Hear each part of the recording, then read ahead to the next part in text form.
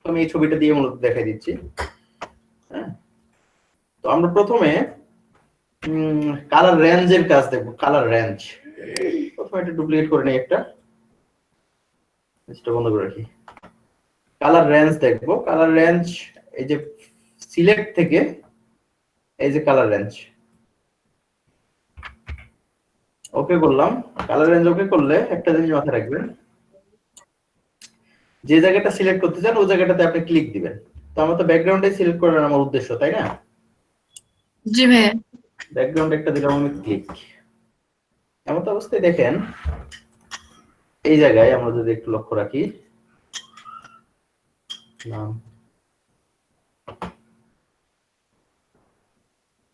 এই জায়গায় যদি একটু লক্ষ্য রাখি, আমার এখানে সাদা যে জায়গাগুলো হয়ে যাচ্ছে ওই জায়গাগুলো সিলেক্ট হয়েছে, যে জায়গাটা কালো আছে ঝাপসা আছে ওই জায়গাটা সিলেক্ট হয় নাই। তো এই সাইডগুলো দেখেন কালো আছে না? তার মানে এইটুক সিলেক্ট হয়েছে, এইগুলো সিলেক্ট হয় নাই। এটা আপনি নিজে যখন করে তখন আর প্রপারলি বুঝবেন, এখানে ভিডিও তো ক্লিয়ার বুঝতে পারছেন না। আচ্ছা, আমাদের তো পুরোটাই সিলেক্ট করতে হবে, তাই না? সব ব্যাকগ্রাউন্ডটা। এটা মূলত যে কালারের উপর ক্লিক দেন, যেহেতু কালার রেঞ্জ, তো যে কালারের উপর ক্লিক দিবেন শুধুমাত্র ওই কালারটাই সিলেক্ট করে। তো এখানে তো কালার কিন্তু পার্থক্য আছে, এদিক কিন্তু ডিপ, এদিক মানে এদিক ডার্ক, এদিক লাইট। এই জন্য পুরোটা ধরতে হবে আমাদের। পুরোটা ধরার জন্য এখানে এই যে প্লাস চিহ্ন আছে একটা, দেখছেন কি কয়? জি ভাইয়া। এই প্লাস চিহ্নটা ক্লিক দেবেন। এখন এখানে একটা ক্লিক দেন, এখানে একটা দেন, এখানে একটা দেন, অর্থাৎ যে জায়গাগুলো আপনার মিসিং হওয়ার চান্স থাকে ওই জায়গাগুলোতে আমরা একটা করে ক্লিক দিয়ে যাই। হ্যাঁ, তারপরে এইখানে আমি একটা দিয়ে রাখলাম, এখানে দিয়ে রাখলাম একটা, এখানে এখানে এইলাতে মোটামুটি এখন আমার ক্লিয়ার আছে, আমি পুরোটা ধরে গেছে। এখানে দেখেন যে জায়গাটা সাদা হয়েছে এই কোণটা ধরে নিই। যে জায়গাটা সাদা হয়েছে এখানে দেখবেন, যে জায়গাটা সাদা হয়েছে ওই জায়গাটা সিলেক্ট, যে জায়গাটা কালো আছে ওই জায়গাটা সিলেক্ট হয় নাই। তো আমার এই ব্যাকগ্রাউন্ডটা পুরোটা সাদা হয়েছে না এখানে? জি ভাইয়া। জি ভাইয়া। জি ভাইয়া। সাথে মুখটাও কিছু অংশ সাদা হয়ে গেছে, দেখছেন? জি ভাইয়া, দাঁতগুলোও সাদা হয়েছে। মুখটাও কিছু অংশ সাদা হওয়ার ফলে মুখটাও তো সিলেক্ট হয়ে গেছে, তাই না? জি ভাইয়া। নিয়ম কোনটাই বলে যে আমার যে অংশটা সাদা হয়ে যাবে সে অংশটা সিলেক্ট হয়ে যাবে। এখানে ঘটনা তাই দেখেন, আমি ওকে করে দিলাম, আমার পুরো ব্যাকগ্রাউন্ডটা সিলেক্ট হয়ে গেছে, এই নিয়ে সমস্যা নেই। সমস্যাটা আমার এই যে মুখটা সিলেক্ট হয়ে গেছে, দেখছেন? জি ভাই। আচ্ছা, আমার কি মুখটা সিলেক্ট দরকার আছে? না। তাহলে এটা করণীয় কি? সিলেক্টটা ডিলিট করে দিতে হবে। সিলেক্টটা ডিলিট করে দিলে পুরোটা ডিলিট হয়ে যাবে। ভাই, সিলেকশন টুল নিতে হবে, নিয়ে মাইনাস করে দিতে হবে। Very good. আমি এই টুলটা নিলাম, এটা মাইনাস না? জি ভাই, মাইনাস করে দিলাম। এই যে এগুলো মাইনাস করে দিই, কোথাও দেখতে না পাইলেও তবু একটু আন্দাজে এটা মাইনাস করে দিবেন ঘুরায়। ওকে, জি ভাইয়া। এখন সিলেক্ট আছে শুধু ব্যাকগ্রাউন্ডটা না? জি ভাই। এখন ডিলিট মারেন, ব্যাকগ্রাউন্ডে চলে গেছে। দেখেন তো এই হাত থেকে যত ব্যাকগ্রাউন্ড ছিল সব চলে গেছে কিনা? জি ভাইয়া। এটা হচ্ছে কালার রেঞ্জের ব্যবহার, যে আমরা কালার রেঞ্জ কালার অনুযায়ী জায়গাগুলো সিলেক্ট করে নিতে পারবো। আরেকবার যদি একটু দেখাইতেন। ভাই, কালার রেঞ্জটা নিয়েটা একটু দেখাইতেন। একটা ডুপ্লিকেট করে নিলাম, যেটা বলতে বললাম, এই যে সিলেক্ট থেকে কালার রেঞ্জ। ও আচ্ছা, আমার যে জায়গাটা লাগবে ওই জায়গাটা সিলেক্ট করব, এটা দিলাম। তো এখন একবারে তো আর পুরোটা সিলেক্ট হবে না, কারণ এখানে বিভিন্ন কালার আছে, কালার চেঞ্জ আছে না? জি ভাই। জি ভাইয়া। এখন আমি একটা প্লাস নিব, প্লাস নিয়ে এই যে বিভিন্ন জায়গায় ক্লিক দিব। এইগুলা এটা ভিতরে দুই একটা নিয়ে নেবেন। আমার মোবাইলটাতে ব্যাকগ্রাউন্ড সিলেক্ট হয়ে গেছে, আমি ওকে করে দিলাম। ওকে করে দেখতেছি মুখটাও সিলেক্ট হয়ে গেছে, তাই না?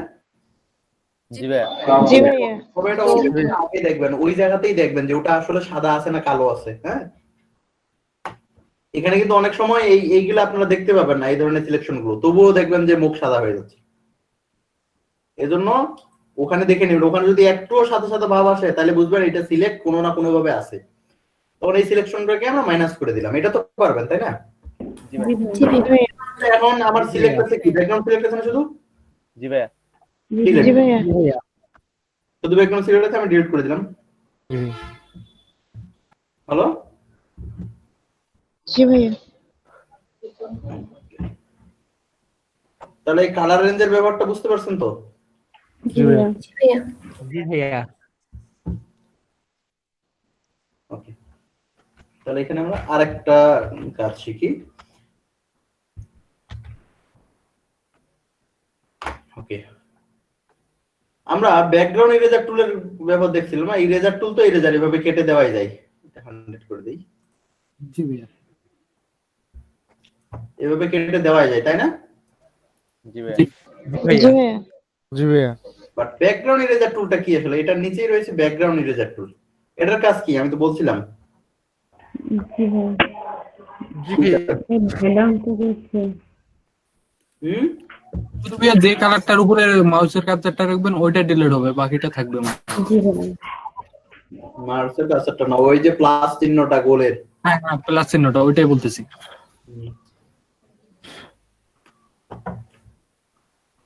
এই প্লাস চিহ্নটা যেখানে থাকবে ওইটা ডিলিট হবে। তো আমি এই প্লাস চিহ্নটা এই যে ব্যাকগ্রাউন্ডের উপর রাখলাম, কিন্তু আমার গোল চিহ্নটা তো ইয়ার উপর চলে গেছে তাই না, চুলের উপর।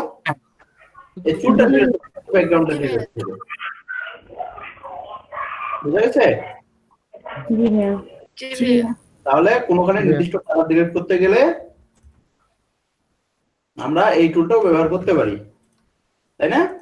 জি জি ভাইয়া ভাইয়া চুলের ক্ষেত্রে এটা প্রপারলি কাজ করে না। কেমন চুলের ক্ষেত্রে প্রপারলি কাজ করবে? এই যে চুলের ক্ষেত্রে এই যে চুলও একটু একটু করে কেটে যাচ্ছে, কই কেটে যাচ্ছে? এই যে সাদা হয়ে যাচ্ছে একটু, হ্যাঁ, সাদা হয়ে যাচ্ছে একটু, কই সাদা হয়ে যাচ্ছে? এই যে সাইডটা অল্প একটু করে। হ্যাঁ একটু সাদা হবে না। এখন যদি আপনি একবারে এইখানে এই কালার গুলো ধরেন, তো এই কালার গুলো এরকম কালার গুলো ধরলে তো চুল সহ যাবেই। ওইটাই বলতেছি। কখনো যাবে না চুল। আচ্ছা ভাই, এভাবে রিমুভ করার পর এটাকে পাত করা যাবে না? না, এটা পাত কেমনে হবে? সেটাই তো। আর চুলে আপনার পাত করে লাভ নেই। চুল আসলে পাত পাত জিনিসটা চুলের জন্য না। চুলে আপনি পাত কিভাবে করবেন? হ্যাঁ সেটাই তো, ওই যে যেমন মানে পাত করার জন্য এই ধরনের কাজ দিবে না না? না, পাত করে এই ধরনের বডি আছে না, এর বডিটার দিক পাত করা লাগতে পারে, কিন্তু চুলে তো পাত হবে না। বুঝছেন না? জি ভাইয়া তাহলে ব্যাকগ্রাউন্ডের টুলটা বোঝা গেছে না? জি ভাইয়া জি ভাইয়া। বুঝা গেছে। এই ব্যাকগ্রাউন্ডের টুলে এখানে আরেকটা নিজের নিচে কিন্তু আরেকটা টুল রয়েছে, ম্যাজিক ইরেজার। এই ম্যাজিক ইরেজার হচ্ছে আপনি শুধু কালারের উপর মারবেন, ওইরকম যতটুকু কালার পাবে সে ততটুকু ডিলিট করে দিবে। এটা তো আগেই দেখাইছি, এটা নিয়ে আর জানি।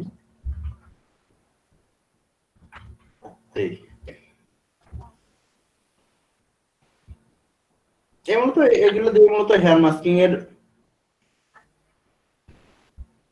বেসিক যে হেয়ার মাস্কিং গুলো এভাবেই করা হয়। তবে রিফাইনেসটা যদি শুধু বেসিক মনে করেন তা না, রিফাইনেস পদ্ধতিটা হেয়ার মাস্কিং এর জন্য এখন পর্যন্ত আবিষ্কৃত বেস্ট পদ্ধতি, এক কালার ব্যাকগ্রাউন্ডের উপর। এটাকে আরো বিভিন্ন ভাবে মডিফাই করে আর একটু ডেভেলপ করা যায়, তো সেটা কিছু অ্যাডভান্সের কিছু কাজ আছে, আমি সময় হলে পরবর্তীতে আপনাদের এটা দেখাই দিব। জি ভাইয়া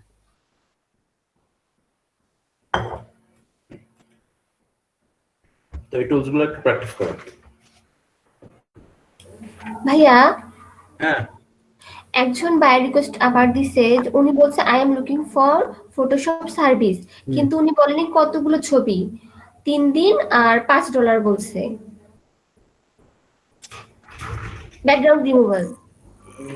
তাহলে ওটা কেমনে রিকোয়েস্ট পাঠাবে না? হ্যাঁ ভাই, ওটা ভাবতেছি। ভাইয়া মাঝে মধ্যে দেখা যায় বাজেট দেয় না, জিজ্ঞেস বাজেট করতে তখন আপনাকে ওর কাজের উপর ডিপেন্ড করে, আপনাকে বাজেটটা সেট করতে হবে। আচ্ছা।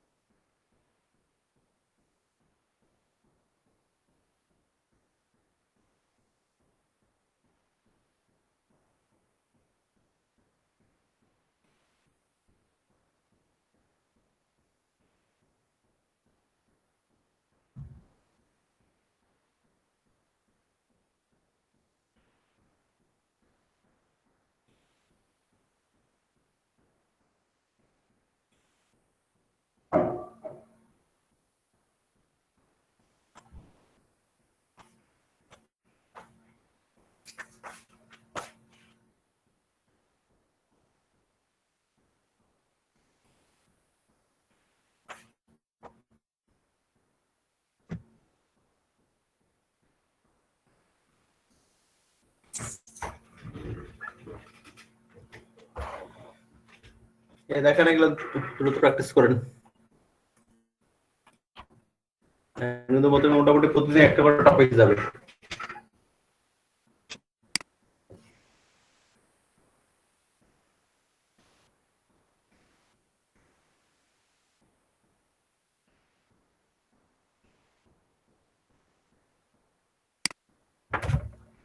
লিঙ্ক তো অনেক বড়।